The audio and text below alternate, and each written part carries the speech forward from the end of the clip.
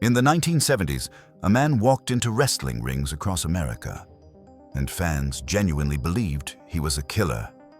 He had eyebrows like black lightning bolts, a voice that could curdle blood, a finishing move that fans believed could stop your heart, and a catchphrase that made children cry, "I love to hurt people." 2 men died after wrestling with him. A riot erupted when fans thought he was murdering a third.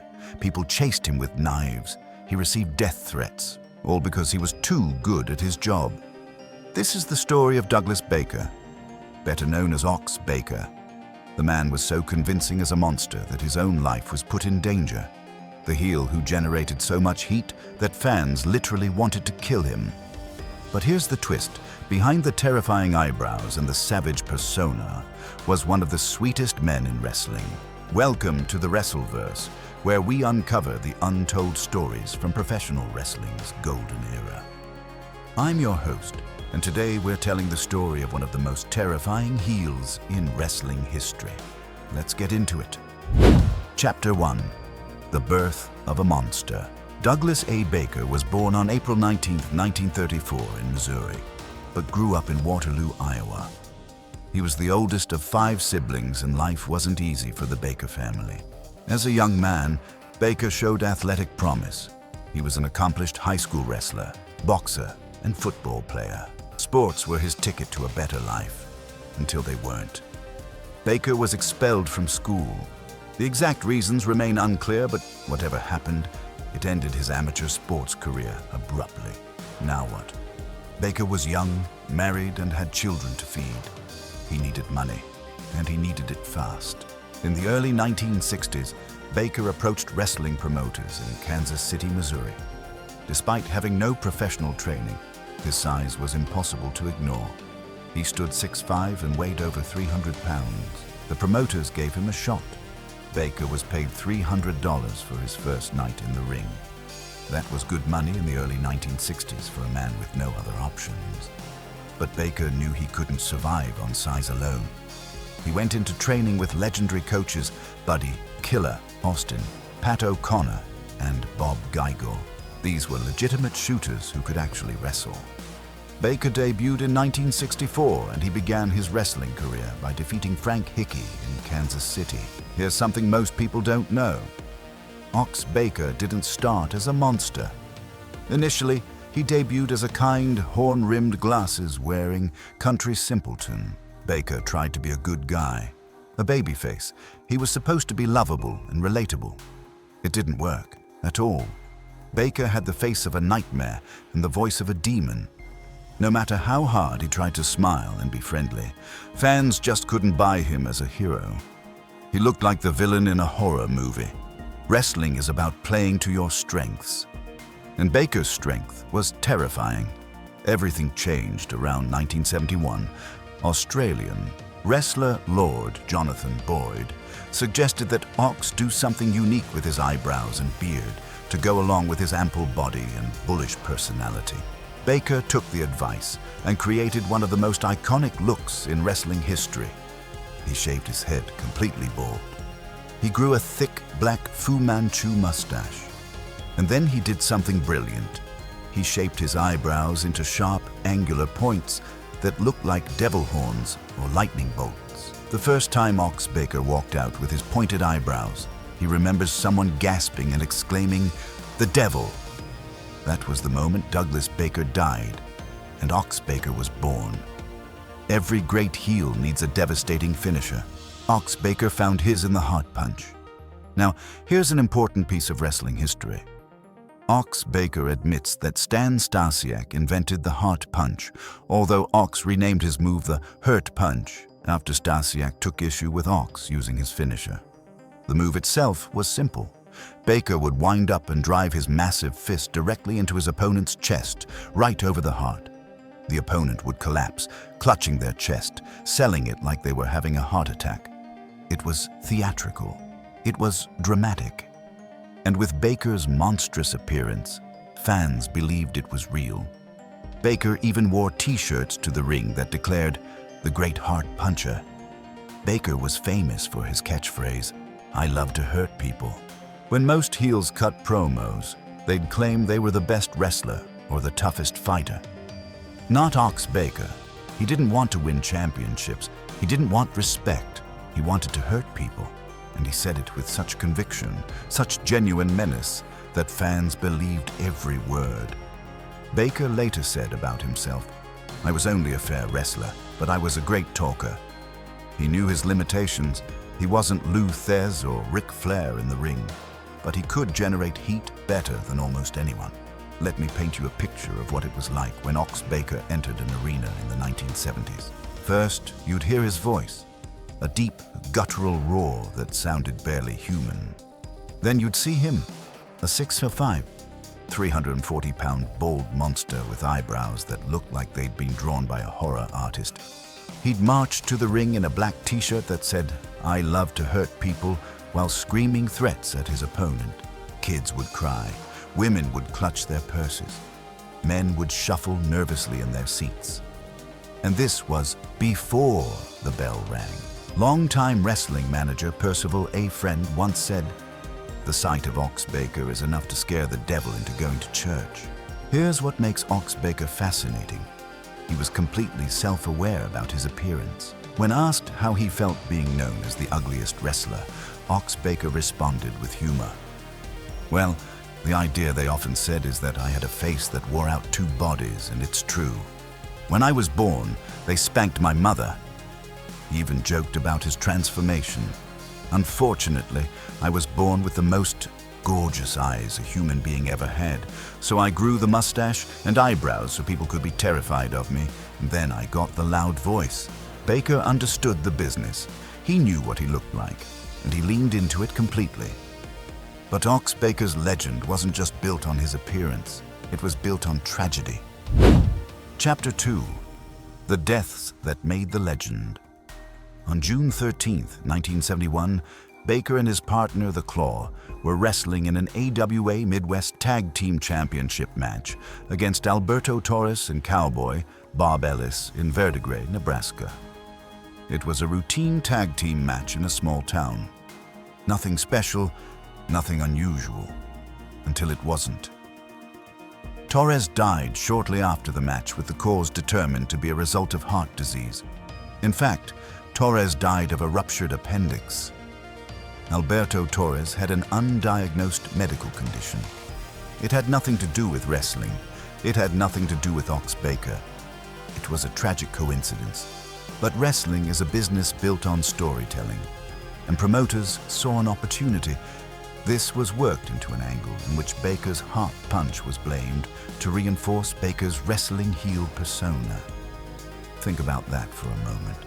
A man died of natural causes, and instead of honoring his memory truthfully, promoters used his death to build a storyline. They told fans, "Ox Baker's heart punch killed Alberto Torres," and fans believed it.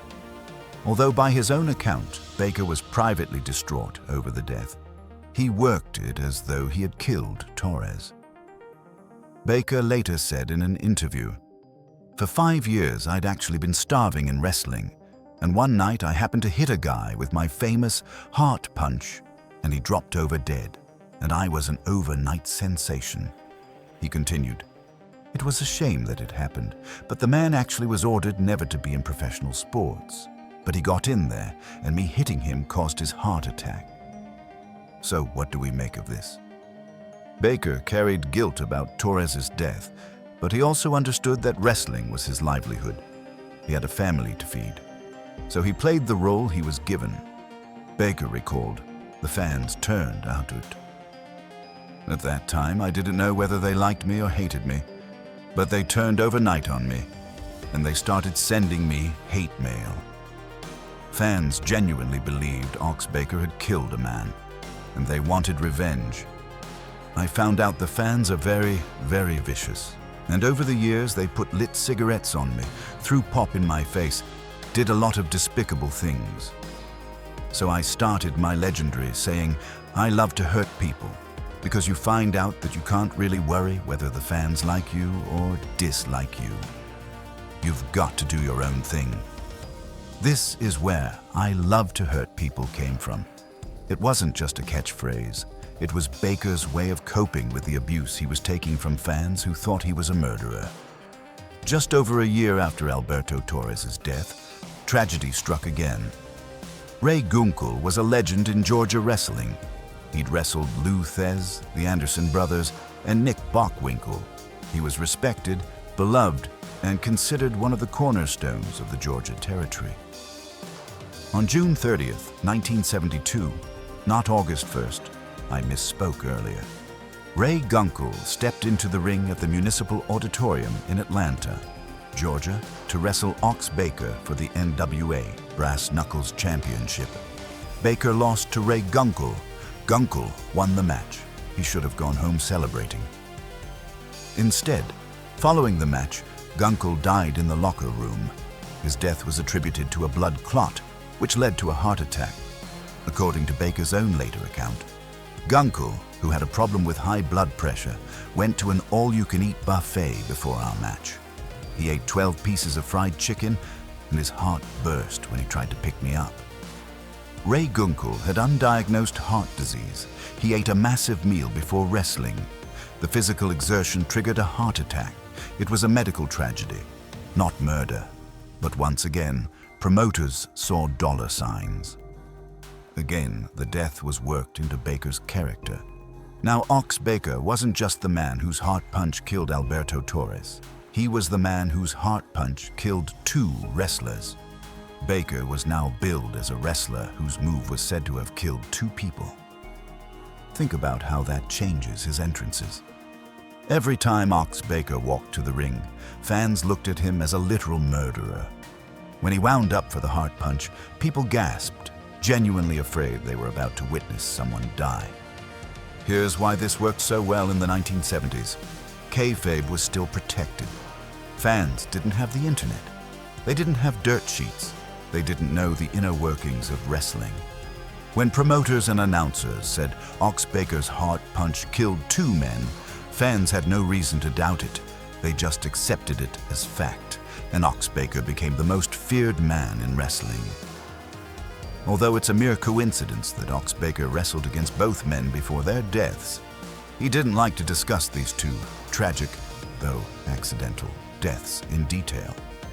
Privately, Baker carried the weight of those deaths for the rest of his life. He knew the truth. He knew he didn't kill anyone. But he also knew that his livelihood depended on fans believing he was dangerous. So he kept working the angle. He kept saying, "I love to hurt people." He kept being the monster.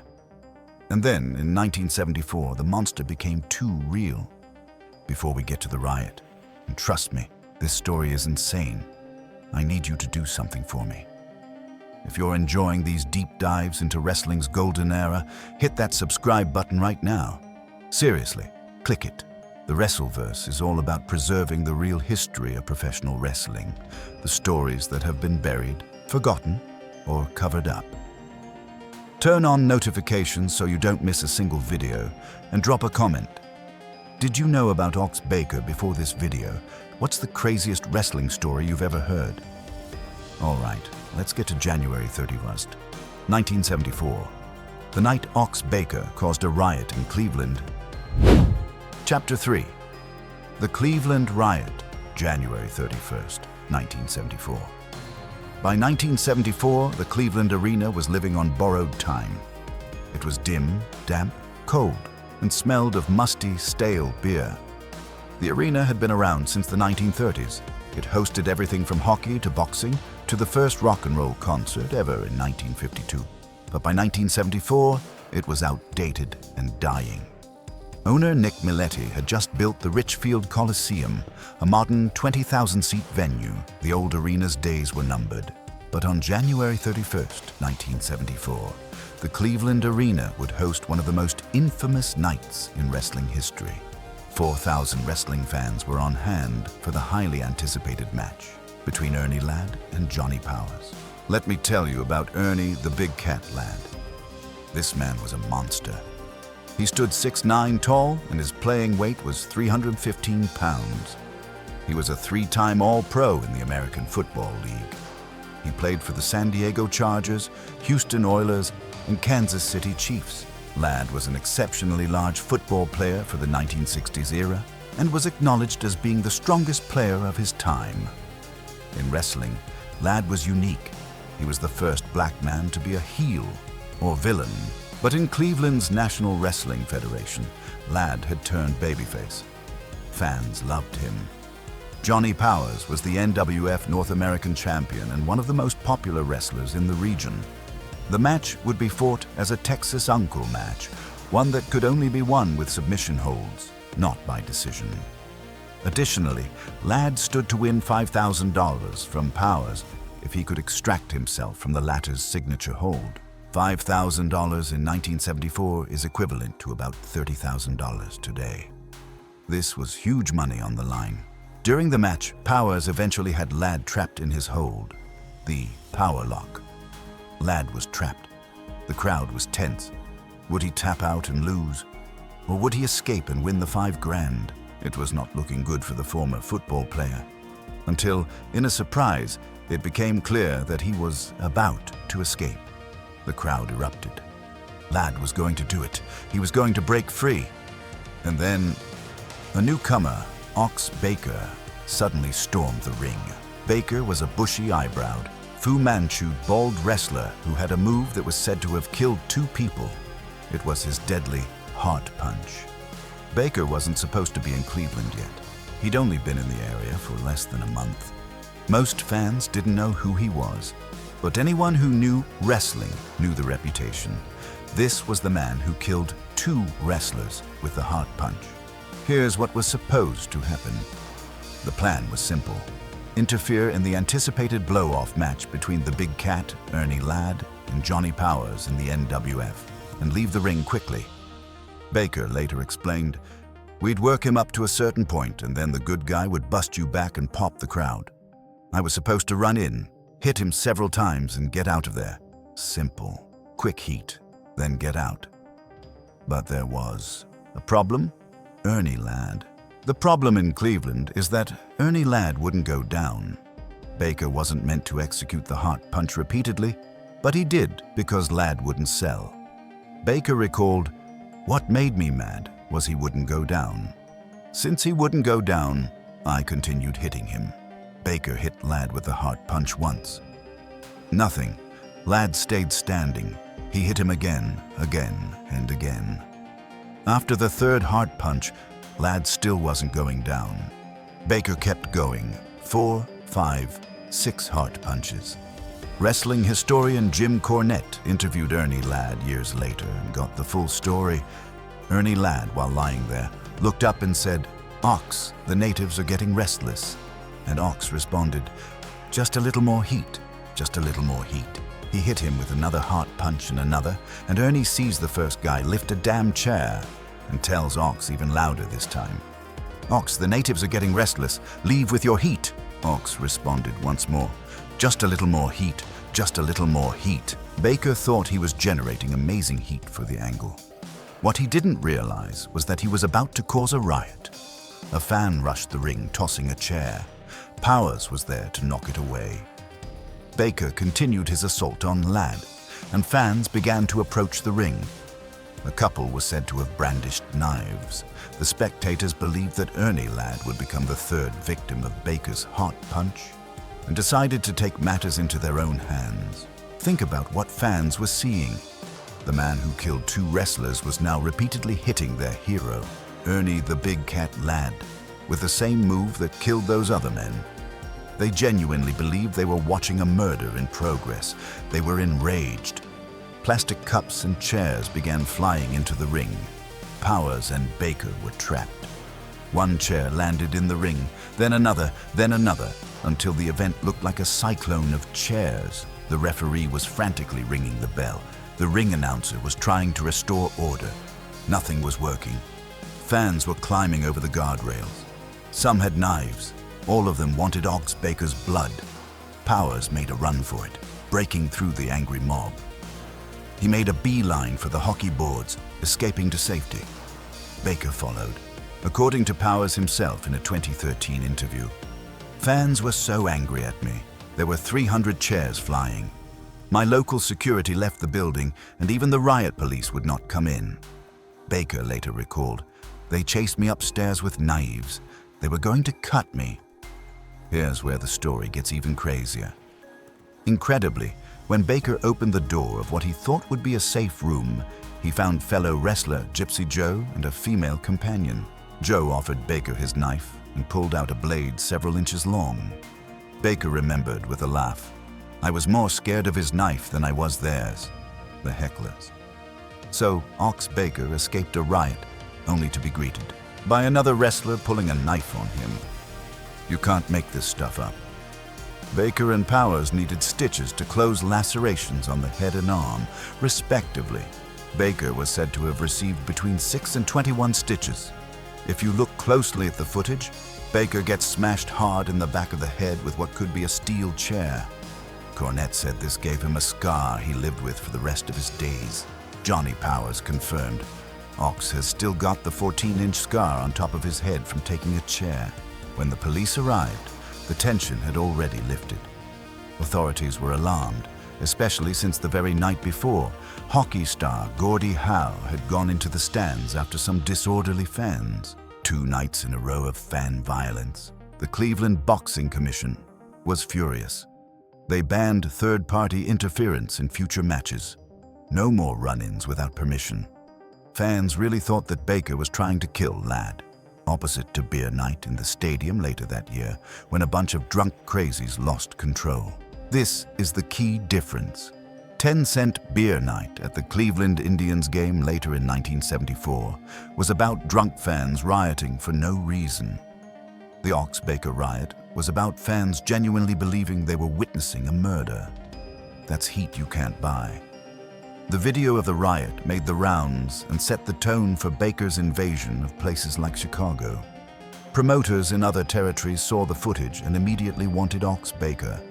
They used the Cleveland riot as promotional material. "I gave him, Ladd, a heart punch for my grandmother and my mother and my brother, and even one for me too," Baker said once while narrating the footage during a TV show. Baker was now kayfabing his own near-death experience. He was bragging about the riot that almost got him killed.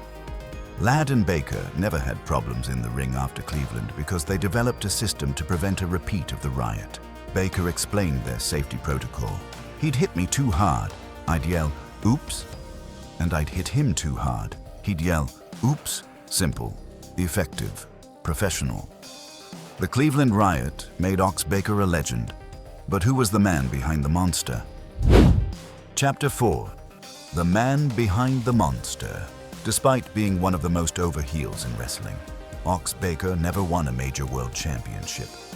During his career, he defeated Cowboy Bob Ellis for the World Wrestling Association's World Heavyweight Championship in Indianapolis and Carlos Colon for the WWC Universal Heavyweight Championship in Puerto Rico's World Wrestling Council. These were significant regional titles, but not the NWA World Championship or WWF Championship. Why not? Baker himself explained, "When I wrestled in Florida, I wasn't allowed to beat Dusty Rhodes, and when I worked Texas, Fritz von Erich wouldn't let me pin any of his boys. Baker was too valuable as a heel." Promoters knew that if Baker won the world title, eventually he'd have to lose it. And that would mean a babyface beating the man who killed 2 people with his hard punch. They wanted that heat. They wanted fans to keep chasing Baker, keep throwing chairs, keep believing he was a murderer. A championship run would have humanized him. Baker was a multi-time tag team champion. He teamed with legends like Ole Anderson and Skandor Akbar to capture tag team championships in the NWA and NWF. He also teamed with Big John Studd, then known as Chuck O'Connor, and superstar Billy Graham. In tag team wrestling, Baker could win titles without diminishing his monster heel aura. The formula was simple. Baker beats people up, partner gets the pin, Baker celebrates by threatening to hurt people more. Baker worked everywhere. WWF as the Friendly Arkansas Ox in 1967, his failed babyface run. AWA throughout the 1970s, Stampede Wrestling in Canada, World Wrestling Council in Puerto Rico, National Wrestling Federation in Cleveland, Buffalo, Akron, Detroit, beating the Sheik for the US title, Florida, Texas, Georgia. He was a traveling attraction. Promoters would bring him in for a month or two, let him terrorize the local hero, draw huge crowds, then send him to the next territory. Baker played the savage warrior Slag, whom Snake Plissken kills with a baseball bat to the head. In John Carpenter's post-apocalyptic classic Escape from New York, director John Carpenter enjoyed working with the wrestler, saying, "Ox Baker was very kind to me. He was a great old-school wrestler, the kind I grew up watching." Notice Carpenter's words. Very kind. Not terrifying or scary. Kind. Baker also appeared in Jackie Chan's The Big Brawl, 1980, Blood Circus, 1985, playing the Russian I Like to Hurt People, a wrestling documentary film named after his catchphrase, Chilling Visions, 5 Senses of Fear, 2013. As The Butcher, one of the most surreal moments in Ox Baker's career happened on January 19, 1981, when he appeared as a contestant on The Price is Right with Bob Barker. Imagine Bob Barker cheerfully calling up this 6'5", 340-pound bald monster with devil eyebrows to come spin the wheel. Baker was friendly, charming, and completely unlike his wrestling persona. It was a glimpse of Douglas Baker, not Ox Baker. In 2005, a documentary about Baker's life was filmed, directed by half-breed Billy Graham, with the working title, I Love the People I Hurt, the life and legend of the mighty Ox Baker. It remains in post-production to this day. In 2011, Baker self-published a cookbook. Yes, a cookbook. It included recipes and stories from his years on the road with other wrestlers. Chapter 5. The final chapter. Baker continued wrestling into the 1990s, but age and injuries were catching up. The years of bumps, the chair shots, the travel, it all takes a toll. By the mid-1990s, Baker was making sporadic appearances, mostly at independent shows and wrestling conventions. He loved meeting fans, he loved telling stories, and fans loved meeting the legend. The man who once terrorized arenas now posed for photos, signed autographs, and shared laughs with the same people who once threw chairs at him. By the 2010s, Baker's health was declining. He had survived decades of professional wrestling, the hardest sport on the human body. But time catches everyone. Friends in the wrestling business noticed he was slowing down. The voice that once roared like a beast was quieter. The man who once stood 6'5" was hunched with age. On October 20th, 2014, Douglas "Ox" Baker died from complications of a heart attack. He was 80 years old. He died of heart disease after an extended period of declining health. Let that sink in for a moment. The man whose finishing move was called the Heart Punch, the move that supposedly killed 2 wrestlers, died of heart problems. The man who fans believed could stop your heart with a single punch, died when his own heart gave out. It's cruelly poetic. The universe has a dark sense of humor. When news of Baker's death broke, tributes poured in from across the wrestling world. Hulk Hogan tweeted, "R.I.P. Ox Baker. Thinking back to the good times we had in Dallas wrestling for Fritz von Erich. God bless the Ox." Sidage. Bill Apter wrote, "Ox was one of the sweetest people you would ever want to meet. His in-ring character was 180 degrees from his real personality. He will be sorely missed." WWE posted a tribute on their website, acknowledging Baker's contributions to the business. Even John Carpenter, the director who cast Baker in Escape from New York, released a statement praising Baker as a great old-school wrestler and a kind man. So what is Ox Baker's legacy? He was never a world champion. He was never in the main event of WrestleMania. He was never inducted into the WWE Hall of Fame. But Ox Baker did something more important. He showed an entire generation of wrestlers how to be a believable heel. He proved that wrestling isn't about having the best moves or the most titles. It's about making people believe. It's about generating emotion. Ox Baker made fans believe he was a murderer. He made them believe the heart punch could kill. He made them so angry that they literally tried to stab him. That's not just being a good heel, that's being a master of the craft. The Undertaker went on to have a 30-year career in WWE, becoming one of the most iconic characters in wrestling history. Every time you see a monster heel who makes fans genuinely uncomfortable, that's Ox Baker's influence. Every time you see a finishing move that fans believe is too dangerous, that's the legacy of the heart punch. Every time a heel generates so much heat that security has to protect them, that's Ox Baker's playbook. At the end of the day, Ox Baker proved what professional wrestling is really about. It's not real fighting, it's storytelling, it's theater, it's making people suspend their disbelief and feel something real. Whether that's joy, fear, anger, or excitement, Douglas Baker from Waterloo, Iowa understood this better than most. He created a character so terrifying that it nearly got him killed. He worked the gimmick so well that fans genuinely believed he was a murderer. And when the makeup came off, when the eyebrows were washed away, when the costume was hung up, he was just a man trying to provide for his family, a gentle giant who happened to be really good at playing a monster. So there you have it, the story of Ox Baker, the man who was so convincing as a heel that fans wanted him dead. 2 wrestlers died after facing him, and their deaths were worked into his character. He caused a riot in Cleveland that left him with permanent scars. He received death threats. People chased him with knives, all because he was too good at his job. But behind the pointed eyebrows and the savage roar was Douglas Baker, a father, a husband, a teacher, and by all accounts, one of the kindest men in wrestling. Ox Baker's story is a reminder of what professional wrestling was in the golden era. Kayfabe was sacred. The illusion was protected at all costs. Wrestlers put their actual lives in danger to maintain the fantasy. Today, everyone knows wrestling is scripted. We watch behind-the-scenes documentaries. We follow wrestlers on social media. The mystique is gone. But in Ox Baker's day, fans genuinely believed. They believed the heart punch could kill. They believed Ox Baker was a monster. They believed so completely that they were willing to riot. That's not just good wrestling, that's art.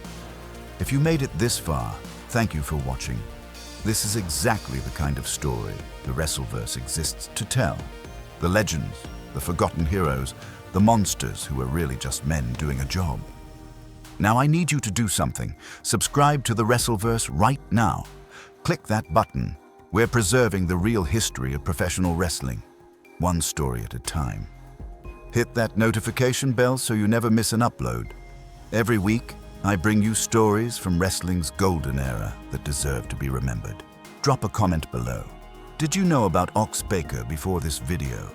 What's your favorite heel from the 1970s? Have you ever seen a wrestler generate heat like this? If you want to support the channel and help me research more of these deep dive documentaries, check out the membership options below. Your support means everything. Next week, I'm covering another story that WWE would rather you forget. A tale of betrayal, tragedy, and one of the darkest chapters in wrestling history. You won't want to miss it. This is the Wrestleverse, where we remember the legends who are too real for their own good. Rest in peace, Ox Baker. You loved to hurt people, but the people loved you right back.